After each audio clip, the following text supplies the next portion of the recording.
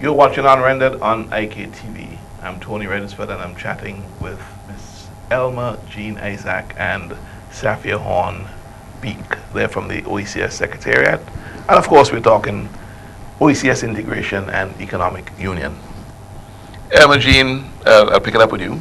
We went out and we were asking about these imperatives. What are the must-dos to accelerate this whole realization of integration and economic union, and specifically those that you have influence on? Yeah.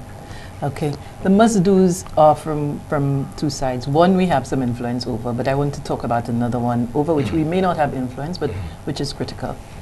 The must-dos from the regional integration unit perspective and our work perspective, first has to be that coordination, that coordination of policy, that convergence of policy, harmonization of legislation. Yes. Because when we talk of an economic union, we're talking about a single space. A Correct. single financial and economic space means that all member states have to be working together, have to agree on policy, have to agree on laws, and have to implement. So that convergence of policy is fundamental. You can't have it. You can't have the economic union if that doesn't happen.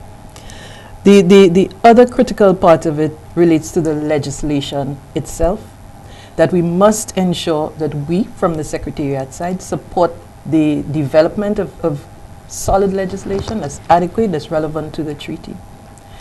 Within the treaty as well, there is the governance architecture that must work. We have the authority of heads of government, which you are familiar with. That has existed from the original treaty. Within the new treaty, we have an assembly of parliamentarians, and the purpose of that assembly is to bring together parliamentarians from the member states, government and opposition, to discuss matters relating to OECS integration, the same policy matters that we're talking about, to discuss the legislative agenda. And this is done in a public forum, in the sense that their deliberations are aired on television, on radio, and on the internet. Now, you would understand that I spoke earlier about legislative competence, and that means that the organization will be more central in terms of making law in specific areas. Clearly, the implications of that for member states are very far-reaching. And so you want the citizens of the OECS to know what is happening within the organization. So having the Assembly of Parliamentarians deliberating and having their deliberations aired is critical. So we must have those organs working, we must have them working well, and that is part of our task. Outside of things that are specific to the treaty, and I know Safia will probably talk to you about the free circulation of goods and other programming areas, but I want to talk as well about what must happen for economic integration and for success. That is that we must continue to have the willingness on the part of member states. We must continue to have that political will. They must sit at the table, they must come to agreement on the critical areas that are in the treaty. When they undertake to implement the treaty, they must fulfill their obligations. When you look at the free movement situation about which we've spoken, free movement is one of the fundamental areas for an economic union.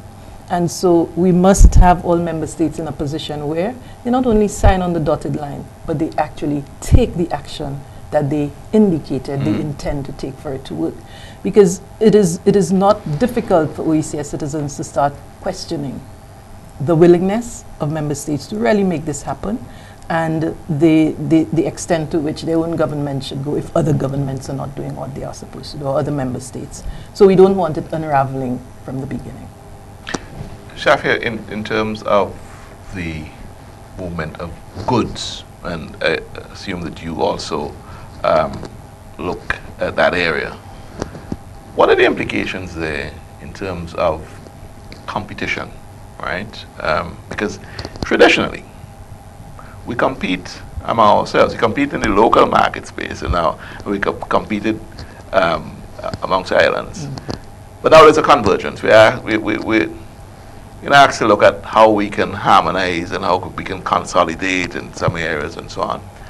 What are your imperatives in terms of getting people to sweat the virtues of this free movement of goods? Well, the first thing what we are trying to do is to ensure that we have a common space Right. in terms of movement of goods. So we are trying to remove the borders where goods are concerned. In terms, you have a good in St. Vincent that you wish to sell in Dominica or Grenada. You do not have to go through the added layer of customs procedure. Again, we are considering it one space, and we're calling it the free circulation of goods. So it wouldn't attract duties, for example. It wouldn't So, attract so if duties. I'm exporting, if I have a company that blows glass here in St. Vincent, and I'm wanting to sell in St. Lucia, that just goes as if it's going to Beckwith. Yes, that's the Right. essence of what we're trying to do with the one space. We have started to dialogue in that area to make sure that we have those provisions implemented. But in terms of competition, the essence of opening up is to ensure that we capitalize on our strengths. And where we have weakness, we help one another in terms of the weakness. I like to use, although it's not an OECS initiative, I like to use the banana regime that we had successfully come together and supply a big market. That's what we want to encourage. We want to encourage more production in that kind of area. Yeah, but that was where looking at the export side Right. out of the region. Right. So I take your point. So but- we're doing that yeah. in terms of promoting, utilize your resources together, consolidate to capture other markets. Right. Within ourselves, what we're trying to encourage is efficiency. Efficiency in how we do business, efficiency in how we produce, because competition does not necessarily mean a bad thing. It means that we have to look at how we are doing business and look at our market and target the market in the way that is advantageous to us. Right. So it opens up for St. Vincent, your glass manufacturing. It's no longer St. Vincent. Right. You were So thinking in it's- terms of it's one economic space It's within one the OECS. economic space. So why not produce for the entire economic Right. space? And so that's the kind of things that. So we're my question encouraging. is, therefore, where are we? Just as much as I asked you about the movement of people, where are we to that end destination? in That space that you want to get to, that No. place you want to get to. not as advanced as we are with the movement of people. We are now at the Secretariat establishing a regime within the Secretariat to govern the whole process. We have general agreement on how we want to go forward, but we have not really started the implementation, because you have to appreciate that this is a little more complicated issue in terms of we had separate borders and customs procedures. We need to get the customs speaking to one another in terms of their technology. We need to get customs retrained and retooled to be more of a trade facilitation role rather than a border control and security agency. Yeah. So these are the little things that we are trying to work out currently before we can And when go we ahead. anticipate that we'll have real meaningful change, because, you know, like, I probably have 20 more years to live given the biblical explanation, the biblical determination. Are we gonna have, is it going to happen in my lifetime? You're telling me your age? Yes, I have no problem. I have no problem in doing that. In fact, if I told you my age, I have 15 more years to live before the 3 score and 10. It is going to happen in your lifetime. We're much closer than we're much closer than that, and it's a provision and a commitment in the treaty. It just took longer than the free movement because it was easier to facilitate that process.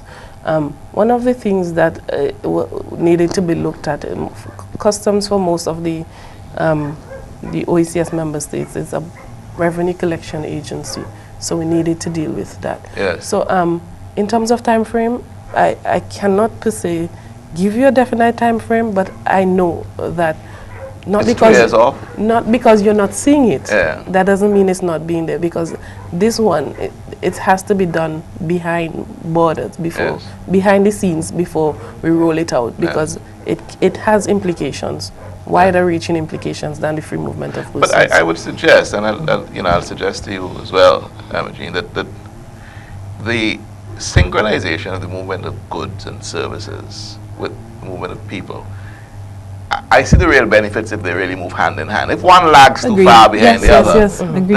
then what have you achieved really? Agreed, You know? and we recognize that. Yeah. We recognize that, and we started the work on the free circulation, because it's not just movement. We've worked on movement of goods Goods for a of while value. now, you know, removing the import duties, reducing them, etc.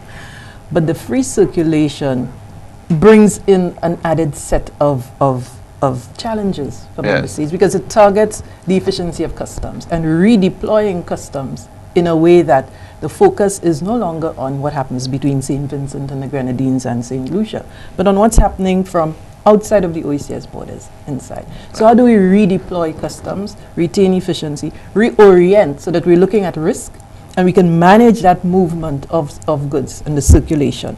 How do we manage, well, Safia referred to the financial side, but there's also an information technology and IT side, because the systems must speak to one another. There's a course. harmonization of legislation Yes. side.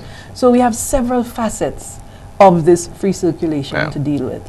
And so it has lagged behind, but we recognize for people really to be able to move freely, they want to move with their goods. A their musician who goods. wants to move from one island to the next Yes. wants to move with his equipment. And what about the tax regimes in terms of income tax? I'm talking about. If I am, I've pulled a banker and I've gone to St. Lucia for a 6-month stint to ply my trade there. Where am I taxed? I'm earning the income in St. Lucia, but am I subject to tax back in St. Vincent? How is that? How have you worked out all of that, basically? Well, what has been happening is that the process is being governed under a CARICOM arrangement, where there's the avoidance of double taxation. Yeah. If you declare, because that with a provider, with a service provider, you ought to declare your salary, your earnings, because the system would not capture it automatically. If you declare your income in St. Lucia and tax in St. Lucia, you would not be taxed in St. Vincent. Or if you decide to declare all of your income in St. Vincent, then that's where you will be taxed.